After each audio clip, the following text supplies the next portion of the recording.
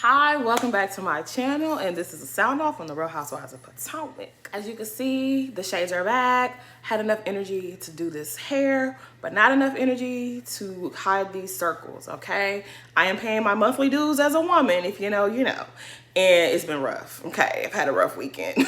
But I'm here, okay? I look like a zombie under these shades, but I'm here, and that's all that matters. Okay, so the episode picks up with the ladies back in the car. They just got to North Carolina. Y'all saw, you know what I mean? And Mia is probing Karen. She's trying to get information out of Karen. She's trying to, I don't know what she's really trying to do because Karen is seasoned, okay? Karen is a grown woman in her 60s. Mia, we don't know what you are, okay? We know that you were a stripper heiress at the steak and lobster joint. I don't know how you think that it is you can outsmart Karen when you don't even know the definition of the words that you use. I just don't understand how you think that you're smarter than everyone in the room. And see, that's what irritates me about Mia. I really don't be wanting to go in on her, but I'd be having no choice. I can get with the fact that everybody is not the same. We are not all the same. We don't all have the same IQ. We don't all have the same intelligence. We don't all have the same education. We were not all raised the same. I understand that. But what bothers me about Mia is Mia really thinks that she can outsmart people who are smarter than her. And that irritates me. Like, she really comes on this show thinking that she can outsmart these women. Because Mia was able to finesse Gordon, she really believes that she is smarter than the average woman. And she's not. I'm sorry, this is so mean, but it's the truth. She's not that smart, but she thinks she's smarter than everyone, and that just irritates me. Karen hired an attorney. That's whose advice she's gonna take, not yours, not Giselle's, not the producers of the show, not Bravo, not nobody. She's gonna take the advice of her attorney. You're not gonna get her to tell you anything that she doesn't wanna tell you. And the fact that you keep coming for Karen, even though Karen's the one who introduced you to this show, it really has me feeling like someone has their hand up your back. You are a puppet. I said it on Twitter. I truly believe that someone who is very experienced in the world of reality television is coaching Mia. Because the things that Mia is doing, Mia didn't come up with it on her own. Somebody is coaching Mia, and that's why she got a little extra pep in her step, and that's why she's coming after Karen the way that she's coming. But y'all will see it. As we progress through this season, y'all will see exactly what I'm talking about. For Mia to say that she's disappointed in Karen was like a joke. It had to be a joke. Girl, don't nobody care if you disappointed in them. The only person who probably care is Jacqueline and maybe your kids. Nobody else takes you serious enough for them to give a damn about your disappointment.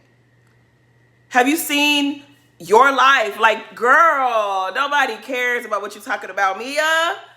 Be for real. So in the other car, we have Wendy, Giselle, and Jacqueline. And they're trying to stir up some mess about Karen. And I love how Wendy shut them down, okay? Karen ain't in this car to defend herself, so let's just stop this right here. I don't want to be in the middle of y'all shit. And I'm happy how she handled that. But can I say this one little thing? Jacqueline says to Wendy, well, you don't have an issue with anyone at the moment, do you? And a light bulb went off in my head. Because this is what, episode 4? So for 3 episodes, we all been saying how Giselle's being so nice to Wendy. And everyone thinks it's because Robin got fired and that scared Giselle. So Giselle is making nice with everyone. She don't want no problems. And while that might be a little bit true, I have a different theory. So y'all know my mom is from Sierra Leone. She's Creole from Sierra Leone. And they have a lot of little sayings. And one of my favorite sayings is, "Tumas ajo na witch." And basically what that means in English is when someone is being overly nice and too kind, they're trying to kill you with kindness. Beware. Don't trust it. There's something that's up. And I kind of feel like that's what's happening here. Giselle's being a little too nice to Wendy, and I don't trust it. I don't trust it. For 2 seasons, you have treated Wendy as if she's not even human. And now this season, you love her. Oh, I'm enjoying Wendy. Oh, Wendy, we're not going to do anything to disrupt your birthday. Well, maybe just a little bit. But girl, we know it's your birthday, girl. Y'all have ignored Wendy's birthday. And we're going to get to that next. But I just don't trust all this kindness that Giselle is dishing out to Wendy. So what I think is Giselle might be giving you the kiss of death, Wendy. Be careful, girl. Be careful. Y'all know Bravo has been getting a lot of lawsuits from disgruntled ex-housewives. Y'all know about the thing with Leah. Leah said that they made her fall off the wagon and she's drinking again. You know, Caroline says she was assaulted by Brandy. Brandy is disgruntled because she says that, you know, she was told to do certain things and then Bravo didn't have her back. Y'all know all what's been going on. If you don't know, you might want to get on Google, okay? Because we can't talk about all of that right now. But I'm thinking that they might have a strong case if Wendy was ever to turn on them. Wendy came on this show, her culture was attacked. They brought Nneka on there last year to say her mother was a witch. She was assaulted, physically assaulted by Mia. Mia was rewarded for that. All the women turned on Wendy. And it's like, if Wendy was ever to decide to pursue something, she might have a really strong case against them. So what I think they're doing is they're trying to give Wendy this really nice season where you ain't got no problems, you ain't got no beef. The people who have treated you the worst are being so nice to you and so loving and so caring and so interested in you. And basically your story can be wrapped up. If you don't have nothing else to say to anybody, you don't have any other things to work through, isn't that the end of your story? Isn't that the end of the road for you? They might really be trying to butter you up, give you a really nice season, show the world like we ain't got nothing against Wendy. It's not colorism. It's not xenophobia. It's not racism. It's not favoritism. It's not nothing. We gave Wendy a great season. And this is a perfect time to put a bow on her story and send her on her way. I'm just saying, Wendy, be woke. Because when Jacqueline said you don't have any beef with anyone, that was like real, why they say that? Why did she say that? Of all people, why did Jacqueline say that? Because if you're not fighting with Giselle, you're not fighting with Ashley, you're not fighting with Mia. The only friend you really have in this group is Karen. And it seems like you and Karen are about to fall out. This is a perfect time to wrap your story on up. Wendy, be woke. You can quit your job down to Johns Hopkins. Be woke, Wendy. I'm just saying. You can't trust Giselle being super, super nice to you. Girl, that's suspicious. That's suspicious. Yeah, it's fine. That's weird. It's real suspicious. But I'm just saying. Also in the car, Giselle is still upset about how Karen tried to sabotage her charity event. And like I've said before, under normal circumstances, I would be on Giselle's side. But I'm not about to sit up here and pretend to have amnesia. Giselle, do you not remember what you have been doing? Giselle, do you not remember season 3? People can forgive, but that don't mean that they forgot. I'm just saying. Season 3. Karen was hosting an event for Alzheimer's because her mother-in-law had passed away and her mother was currently battling Alzheimer's. And I believe her father also was, but they didn't make a big deal about her dad. But I also think her father had the same ailment. And she was throwing an event. And Giselle and Robin walked up in there, acted a fool in the event. First they said they weren't going to go. Robin was trying to discourage people from donating because she said that Karen was trying to get a tax write-off. And Giselle and her went in there and were very disruptive. Did you guys forget that happened? Because I didn't forget. And I'm not about to sit up here and act like I forgot. I did not forget. So I just cannot sit up here and feel no kind of way for Giselle. Sometimes, and I'm not saying that that's what Karen's doing because I don't know Karen. I don't know if that's what Karen was doing, but because all of that happened and I happen to remember it, I don't feel any kind of way for Giselle. I just don't. Giselle, when it was someone else's mama and daddy, you didn't care. And now that it's your dad, you want everyone supposed to care, and everybody don't have to care.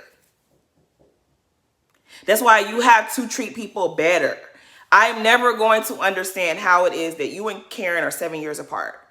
I'm very certain that your father and her father were close in age as well. When Karen's parents died, did you not think for 2 seconds that, damn, one day this is going to be me and I'm going to want someone to treat me a lot better than how I'm treating Karen? You couldn't have thought that, because if you thought that, you wouldn't have treated Karen the way that you did. So I don't know how we're supposed to feel. I don't know how y'all feel, but I don't feel nothing. I don't feel nothing. It is what it is. It's a show and I'm gonna watch. I don't know. As for Jacqueline, Jacqueline is really coming off as someone who really wants to fit in, and it's giving pathetic. I thought I was gonna like her, but I realized that, yeah, I'm good on Jacqueline. I don't know why she's here. Well, I know why she wants to be here, but I don't know why they brought her on the show. I don't see the vision. I don't get it. So over in the other car with Jazzy, Kiana, and Ashley, somebody at Housewives Twitter pointed out that Jazzy and Kiana were having conversation back and forth and they were ignoring Ashley. And it kind of looked like that. That's not even the point. That's not even the point. Last episode, it showed where Jazzy kept saying how, yes, her man has kids, but she's his only serious relationship. She's his only ever serious girlfriend. He's never been in a serious relationship before her. And as if that was something to even mention. Girl, I don't know why you did that. You're digging a hole for yourself, ma'am. Yeah, I didn't really like that too much, because you're setting yourself up. Number one, I don't like when women speak on their men's exes. Like, he gonna tell you his side of the story. It just wasn't necessary for you to say. And it probably wasn't even true. Like, you have to realize, if you and your man do get married, his kids will become your kids. How do you think they're gonna feel about you making that kind of comment? Indirectly, you're speaking badly about their mothers. You may not have said they mamas is ... but indirectly, you just offended their mothers. So you've offended them. Be careful, because you are on a very messy machine right now. And don't be surprised if Mia, Ashley, or Giselle goes and finds one of the baby mamas or one of the ex-girlfriends, and a video leaks of your man professing how much he loves one of these other women, while you walking around here saying you the only serious relationship he ever been in. Be careful, girl. Be careful. I just think I really like Jazzy, but that was so unnecessary to do. Like, I know the show is supposed to be messy, but your man's exes, they not on this show. Leave them out of your conversation. You didn't need to, and even though you did not mention them by name, you mentioned them indirectly. Look, people get offended for far less. Be careful. You do not want to be sitting up here looking stupid. That's all I had to say, because I really like her. But not too much, Jazzy. Don't do too much, girl. Okay, so the women get to the house, right? Y'all saw it. And Wendy is just, my birthday, right? And it's getting hella annoying. But I will give Wendy grace, because I know why, right? I know why she's being like this. She's really excited about her birthday. Not only because she's turning 40. They've never acknowledged Wendy's birthday on this show. She's been around since season 5, and we are now in season 9, and they have never acknowledged Wendy's birthday. Okay, so Karen is a May Taurus. I don't know the exact dates, but I know that Karen's birthday is in May. She's a Taurus. Wendy's birthday is also in May. She's a Gemini. Ashley's birthday is in June. She's a June Gemini. So basically, Wendy's birthday is in between Karen and Ashley's birthday. The last 2 seasons, we have acknowledged Karen's birthday, skipped over Wendy, and then acknowledged Ashley's birthday. So this is the first time in how many? 5, 6, 7, 8. This is the first time in 4 seasons that they've ever acknowledged Wendy's birthday. I understand why she's excited. I get it. I really get it. And for Karen to be like, y'all ain't never did this for my birthday. Karen, stop it. Stop it, Karen. Karen, you need to stop. We have celebrated your birthday at least 3 times on this show. So stop it. Wendy ain't never got so much as a company card, okay? Y'all not gonna do, like, she was irritating me because this was not a birthday trip, Wendy. The trip just happened to fall on your birthday. but this was not a birthday trip. These girls do not like you. So her keeps saying, it's my birthday. I don't want y'all to argue. This is about me. It was like, Wendy, my theory is really panning out. They're trying to be somewhat nice to you, but they really don't give a damn about you. They're just trying to tie up loose ends. And girl, I hope they're not trying to send you on your way. But they are not here to celebrate your birthday. But yeah. Okay, so this side chick commentary from Jazzy about Jacqueline. It sets Jacqueline off. Y'all saw it when she got up and she started ranting and raving and talking about something. I am the whole everything. I am the main course. Do you need me to stand up so you can see what I'm giving? Jacqueline. First of all, let me say this to Jazzy. Jazzy, just leave that girl alone. Just leave that girl alone, because I don't even think Jazzy meant it to be all that deep, but just leave that lady alone, okay? But that's for Jacqueline. That didn't land, not because it was embarrassing and it was corny and it was lame, because it was all of those things, but it didn't land because you're not self-aware.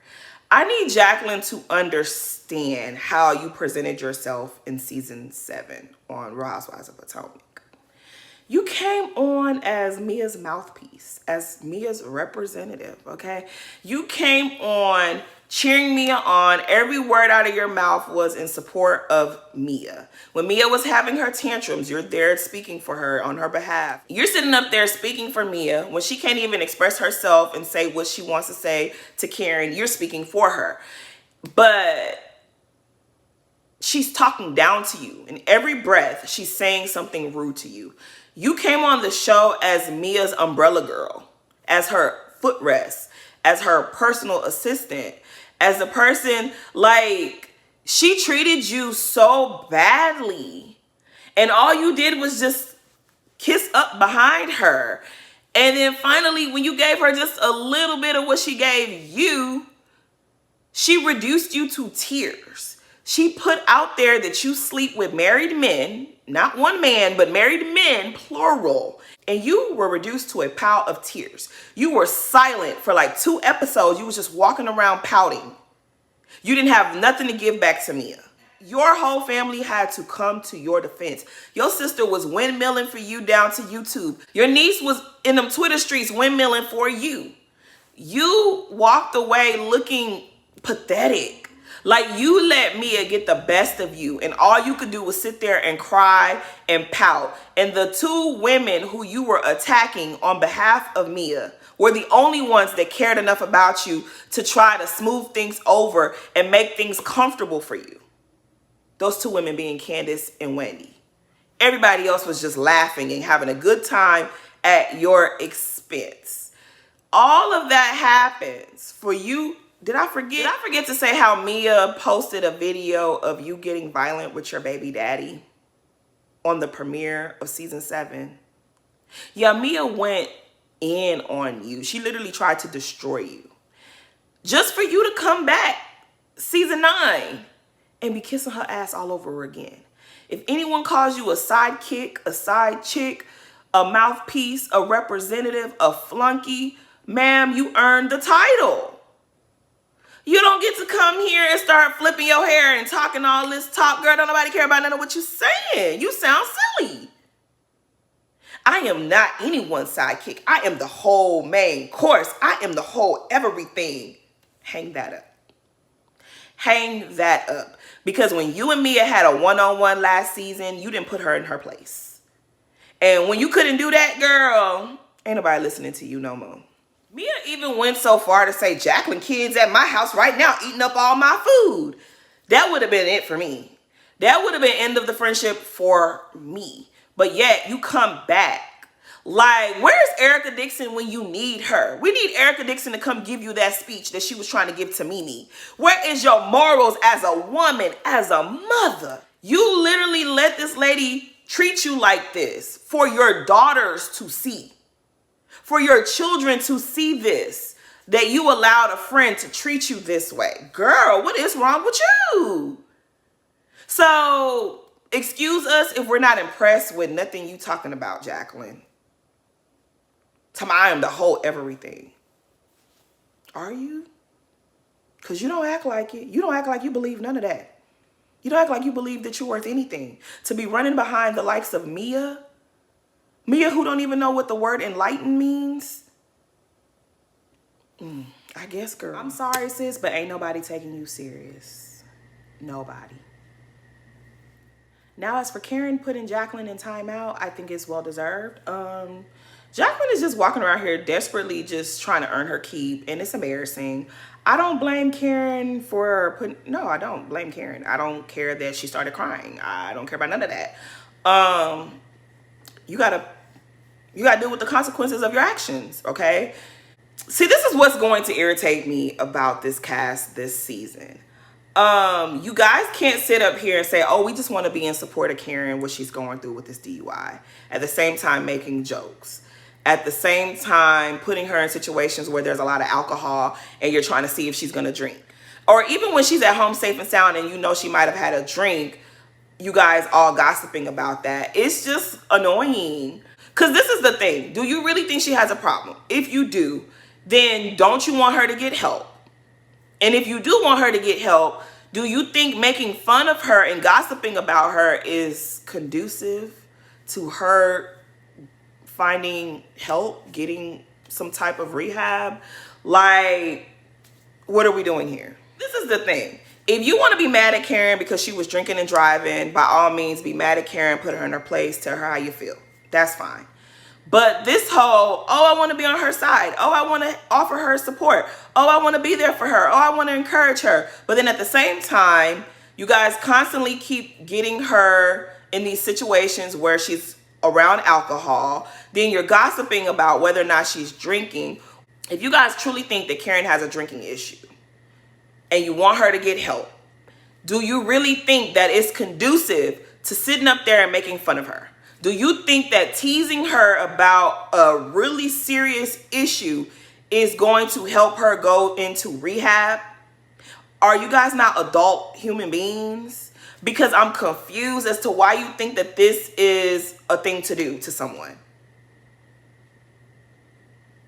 If you truly think that she has a drinking problem, maybe teasing her and gossiping about her and inviting her to places where there is liquor on the menu, that might not be the right thing to do.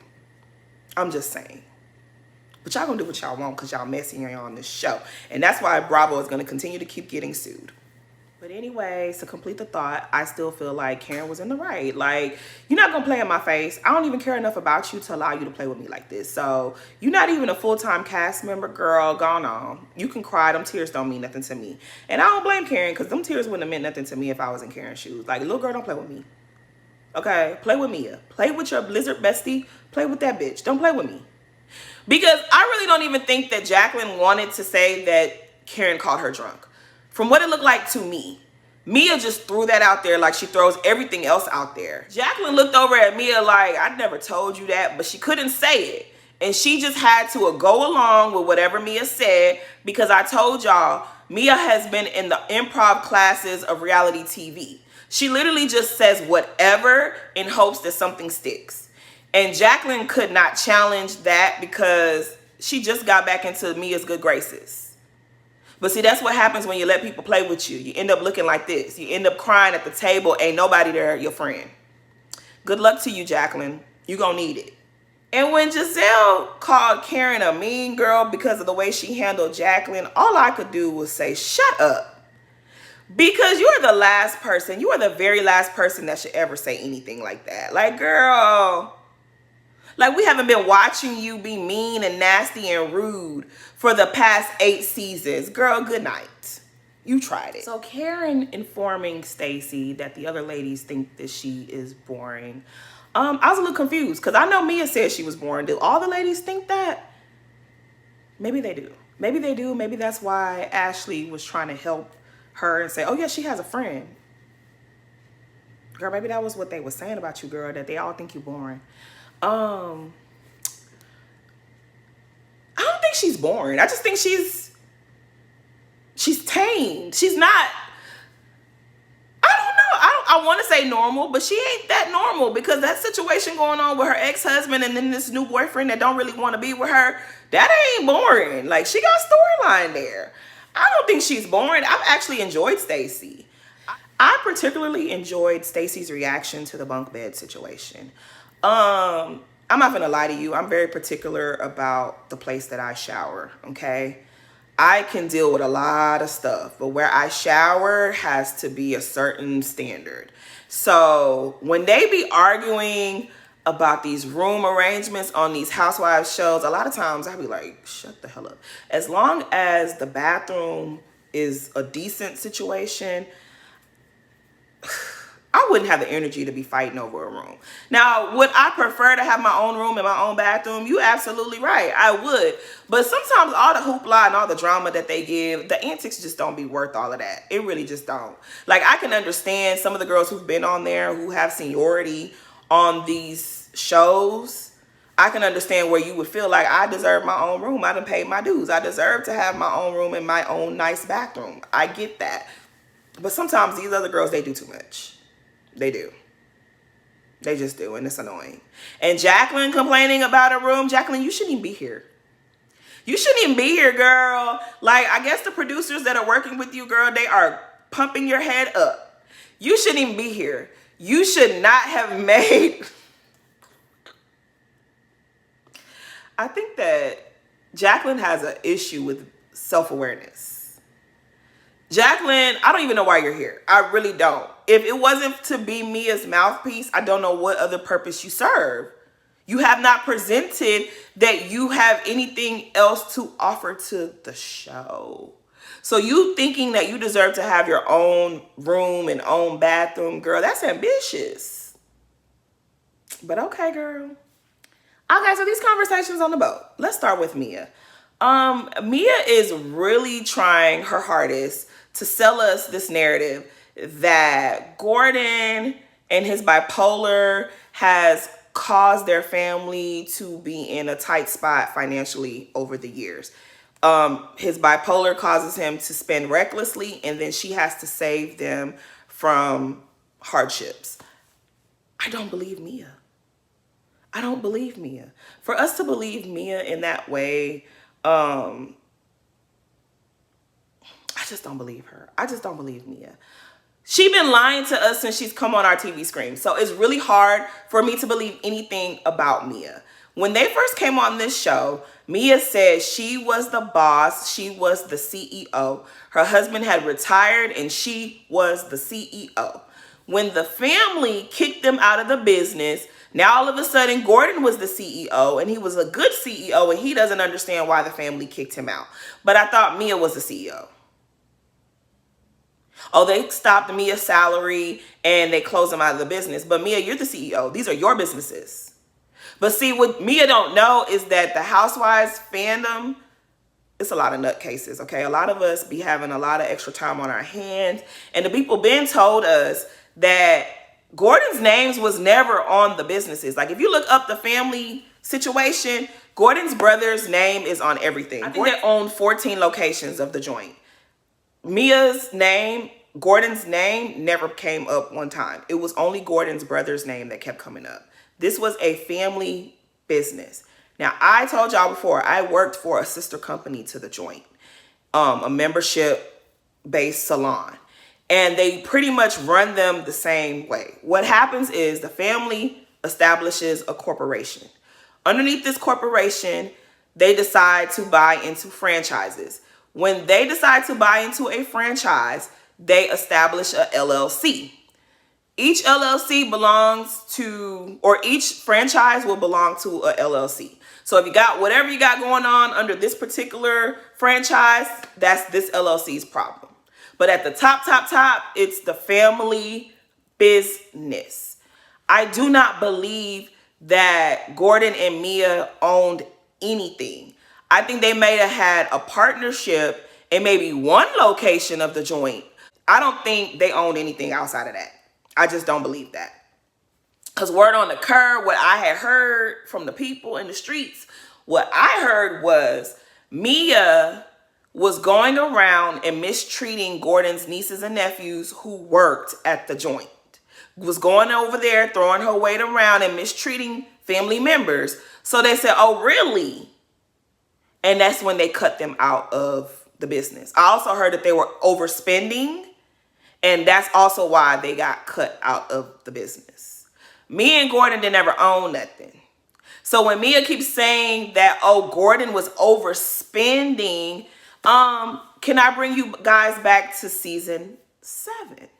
Do you remember season 7? They were renting this mansion in Potomac.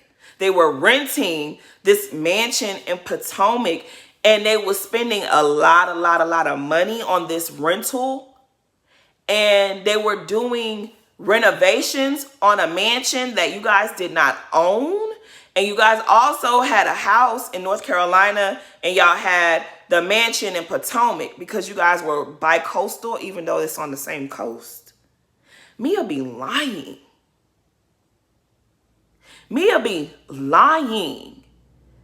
Nothing Mia says, you can't believe nothing she says. And that's what happens when you lie too much. When you really are telling the truth, no one's going to believe you.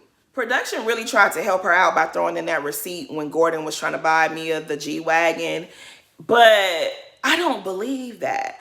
I think, Mia, you had a good old time, a grand time, spending the money that Gordon had access to. And once the family cut him off, that was it. And you didn't see no reason to stand with Gordon once the family cut off the funds.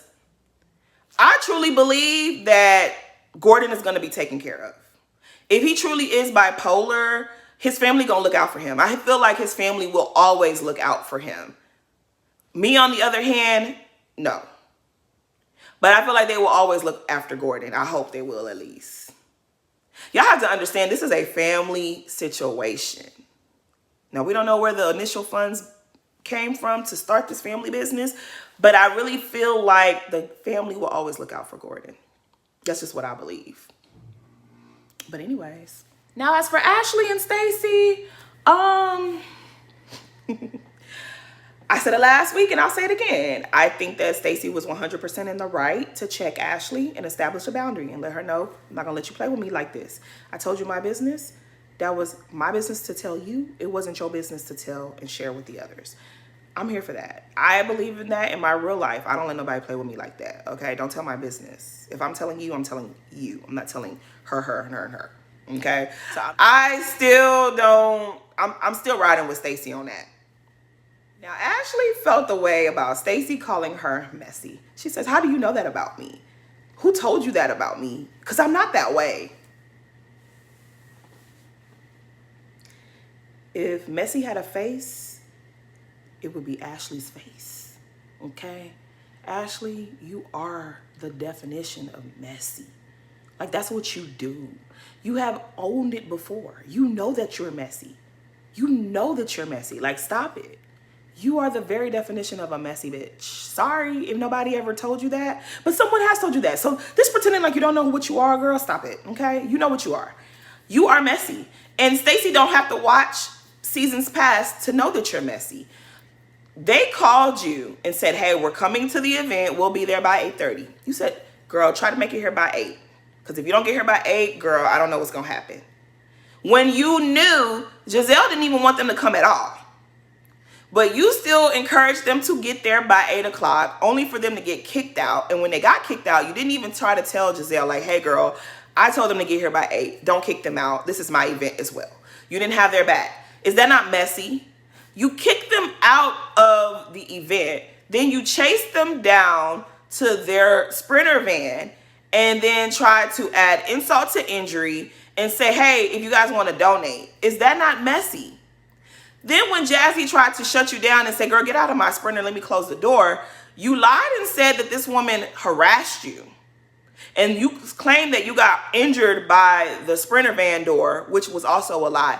Is that not messy? Stacey invited you to her home and she shared with you certain information. And as soon as you got in front of the group, you spilled it unprovoked. Is that not messy? You showed her you were messy by being messy. What do you mean you're not messy? What do you mean? Where is she getting this from? You messy. She finally said something to her about her putting them bunions on her countertop. She said, you put your feet on my marble counter. She did, girl. She did. She did. She did. She don't know no better. Sheila raised her. Okay, so down to this dinner. Everybody looked nice for the most part, what I could remember. But Giselle is letting the ladies know that, you know, she got to fly back home because her kids' cap and gown ceremony. And, you know, we always say Giselle might be raggedy, but she's one great mother. And I love that about her. I might not love too many other things about her, but that I love. And then she's also saying how she's been a good friend to Karen. She's shown up for Karen. She's been there for Karen. She's been a great friend to Karen. And I had to stop listening because, bitch, you lying. But you've been this great friend to Karen, and she does not understand why Karen did to her what she did. And Karen was kind of just like... I don't think Karen wants to say what I've been saying, but I cannot imagine that it's not in the back of Karen's head. That it's in the back of her mind that, bitch... How you treated me? Like, did Giselle completely forget how she disrupted Karen's charity event for her mother and the Alzheimer's Association? Did she forget, or did she think that the rest of us have forgotten? Anything she says about this charity event will always be void to me. I'm not listening to none of it, girl. Stop it. Karen was like, well, I also wanted my friends to be there for me. And I made sure that they were able to attend yours as well. She ain't got no apologies for you. For real? It is what it is. She did what she did. She can't undo it. Just like you can't undo what you did season 3 and 4. It is what it is. Now back to this dinner. Now, I am fully aware that this dinner was not really a birthday dinner for Wendy. They just happened to be having this trip on Wendy's birthday. Wendy must have gotten a different memo than the rest of the ladies, because why are Mia's friends at this dinner? And why does this become everybody shared their favorite Mia moment? This is Wendy's birthday. This is not Mia's birthday. This is not Mia's bachelorette party. This is not Mia's engagement party. This is not welcome back home Mia. What is this? Let's take Wendy out of the equation. Why are we sitting here having our favorite moments of Mia? Why is this favorite moments of Mia time at the dinner? Why? Like, somebody really told Mia that, girl, this season is your season to take over the franchise. They were wrong. Because ain't nobody enjoying this lie storyline that Mia got going on with Ink and Gordon and Jacqueline. We know this sin. We do not care. We are not the least bit interested. I thought it was very awkward and very cringe how everybody is going around talking about their favorite Mia moments. Like, it was just weird. And then Jacqueline, I really wanted to be on your side, girl. I really wanted to be on your side because I think Mia's baby daddy is from Sierra Leone. I saw that. He's from Sierra Leone. That could be my cousin once removed. I don't know that man.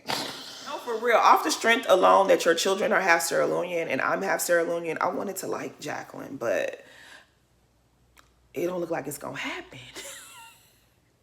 Because, like, they live in Maryland. My family lives in Maryland. Like, I'm certain that someone in my family knows somebody in that man's family. And I hate to have to come on here and talk about you the way I'm talking about you, but girl, you ain't leaving me no choice. You keep acting ditzy, and I just cannot. I cannot. The way she's running behind Mia is just so embarrassing. It's just like, girl, stand up. She's sitting there getting jealous. Oh, I knew Mia before all of that. I remember when Mia was driving on a bicycle. I remember Mia when she still was sucking on a pacifier. Girl, don't nobody care. One would think that you guys are talking about some great person. Mia has been a garbage friend to you. I wish I would be fighting with somebody over someone who acts like Mia. Anybody who's my friend, I don't got to fight over them. Then we did that in middle school. In middle school, we fought over our friends. No, I'm her best friend. No, I'm her best friend. No, that's my best friend. No, we did that shit in middle school and high school as a grown woman with children. Y'all got kids that could potentially make y'all grandmothers in the next couple of years. And y'all sitting over there fighting over who's a better friend to who's known someone longer. This is embarrassing. Y'all got to stop.